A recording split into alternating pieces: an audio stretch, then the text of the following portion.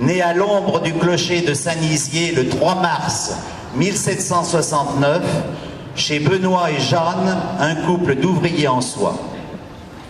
À son tour, il deviendra, comme ses pères et grands-pères, un excellent ouvrier en fil d'or, d'argent et de soie. C'est en cette même rue Saint-Georges qu'il rencontre, au printemps 1788, Jeanne Esterle, de 4 ans son aînée, également ouvrière en soie. Et en novembre de la même année, ils unissent leurs destinées. Hélas, les commandes se raréfient, les métiers se taisent, c'est la Meurthe. Laurent Mourguet cherche à rebondir, alors quand Laurent lui propose de tenter sa chance en devenant marchand ambulant, elle accepte sans aucune hésitation. Laurent Mourguet est un artiste né, d'abord par le travail qu'il exerce. Au regard des magnifiques soieries qu'ils produisent, les ouvriers en soie ont du talent et Laurent Mourguet n'en manque pas. De plus, il est entreprenant, observateur et ingénieux. Pour attirer sa clientèle et l'amuser, Laurent Mourguet utilise Polichinelle. Puis, s'apercevant que cette marionnette a fait son temps, il crée 2 marionnettes au caractère et à l'esprit bien lyonnais, Guignol et Niafro. Instantanément, le succès de Guignol ne se fait pas attendre. Guignol incarne le peuple qui se reconnaît en ce petit personnage à la tête de bois. Guignol clame la misère du peuple ouvrier tout en lui apportant un peu de réconfort moral grâce à ses répliques et ses gognandises. De plus, Guignol, pour s'exprimer, utilise leurs mots et expressions. Grâce à lui, notre parler lyonnais et notre accent entreront de plein pied dans son théâtre et perdureront au fil du temps. Guignol est généreux, débrouillard, lutte contre l'injustice, défend le petit et si nécessaire, utilise sa tavelle. Guignol a la répartie prompte, parfois piquante. Guignol paraît parfois naïf alors qu'il est seulement malicieux et intelligent. Laurent Mourguet nous a véritablement légué une marionnette exceptionnelle. 2 siècles plus tard, et pour notre plus grand bonheur, Guignol est encore là, vêtu de son éternel costume, coiffé de son salsifis et toujours doté de sa verve endiablée. Si nous nous sommes décanillés ce matin de nos cadoles, c'est bien pour entretenir la mémoire de cet homme de génie. Laurent Mourguet, au même titre que tous les illustres lyonnais qui l'ont précédé ou succédé, doit conserver en notre ville une notoriété certaine. Alors oui, sans l'ombre d'un doute, nous devions d'être là. 250 ans après sa naissance, 175 ans après sa disparition. Nous n'avons pas à rougir de notre engagement, mais poursuivre avec courage et ténacité pour entretenir ce patrimoine légué à notre tour, Guignol et son théâtre aux futures générations. Merci à vous, le public, pour votre assidue présence. Merci à vous, les marionnettistes, les auteurs, les sculpteurs, les costumières, les décorateurs, les accessoiristes, les historiens.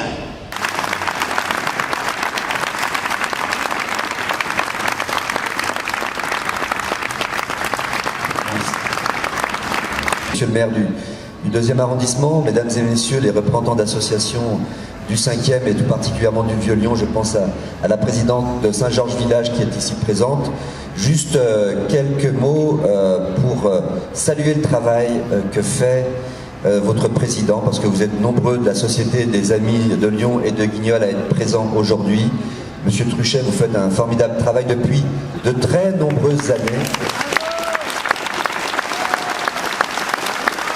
puisque vous avez battu le record de Justin Godard en relisant les archives de votre association. Vous êtes maintenant le 5e président et celui qui a fait le plus long mandat, et je vous souhaite encore de nombreuses années, car grâce à votre dynamisme, vous perpétuez la mémoire de Guignol. D'or et à la Croix-Rouge et ailleurs, je pense bien sûr au travail formidable qui est fait à Brinda grâce à la donation de Jean-Guy Bourguet, on peut rencontrer Guignol et ses amis. La ville a réhabilité le théâtre municipal de la rue Louis XL, où travaille maintenant la compagnie MA, après un succédant à de nombreuses compagnies au cours des années. N'oublions certes pas l'horloge Charvet, installée depuis 1864 rue de la Poulaillerie, œuvre de Louis Charvet, qui ne fonctionne plus depuis 2005. Cette horloge qui a amusé des générations d'enfants est l'un des rares jacquemarts lyonnais avec l'horloge astronomique de la cathédrale, c'est-à-dire un automate qui donne l'heure en s'animant avec 5 personnages, Guignol, Niafron, Arlequin, Polichinelle et un trompette. La ville a acquis l'œuvre en 2012 pour la somme de 100 000 € et paye actuellement un loyer à la copropriété détentrice du mur sur lequel l'horloge se trouve.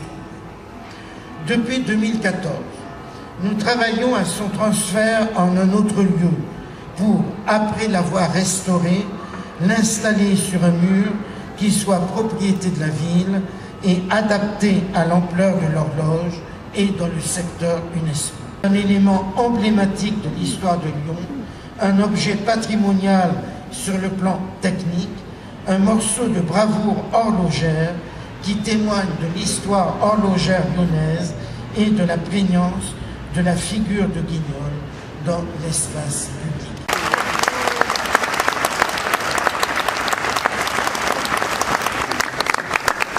Et bien c'est l'accueil, hein. Et Dagon s'est fait note bien le bonjour. Ah, dans le micro, parle dans le micro. Dans le micro, d'accord, c'est bon, facile. Bon, en tout cas, bienvenue sur cette avenue du Doyenné, où ce que trône depuis 1912, cette myrlifique statue de mon pipon. Le busque au Laurent Bourguet, eh ben, il n'a rien coûté à la ville. Hein. On l'a payé avec les sous du François Grognard, qui avait tout donné à la municipalité pour qu'elle se paye chaque année la tête à un artiste.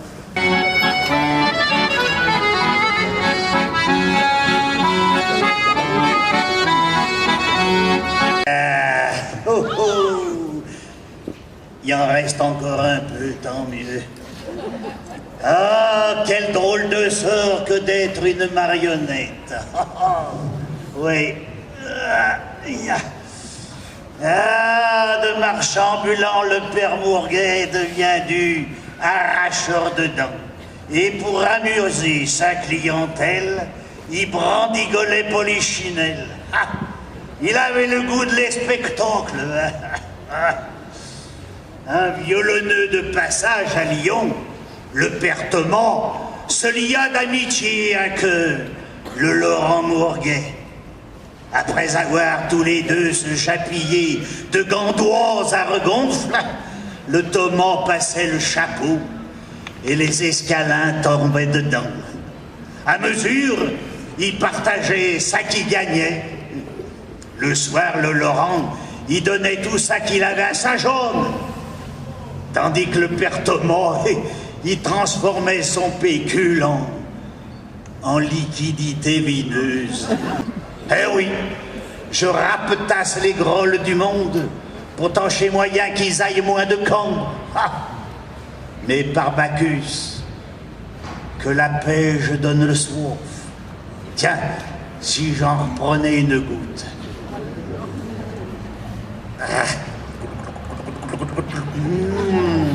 Enfin, eh ben c'est toujours ça que les autres auront pas, tiens. Et ils sont à le grand, la navette est vacante, regardez comme ils sont chelus, voilà les filles à la lune. Oh bah bravo, oui, vous avez vu, parce que j'ai besoin de moi aujourd'hui, j'ai travaillé jusqu'à point d'heure pour finir cette pièce et je vais le vendre avec une famille. Oh, bah ça par exemple. C'est drôle ça, je ne sais pas si c'est l'air de la Saône, mais je suis censément tout chose.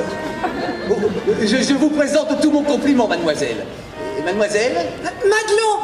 Mandelon. Mademoiselle Madelon. Oh, comme c'est canon, Mandelon. Et vous êtes? Guignol, c'est comme ça que je me prénomme.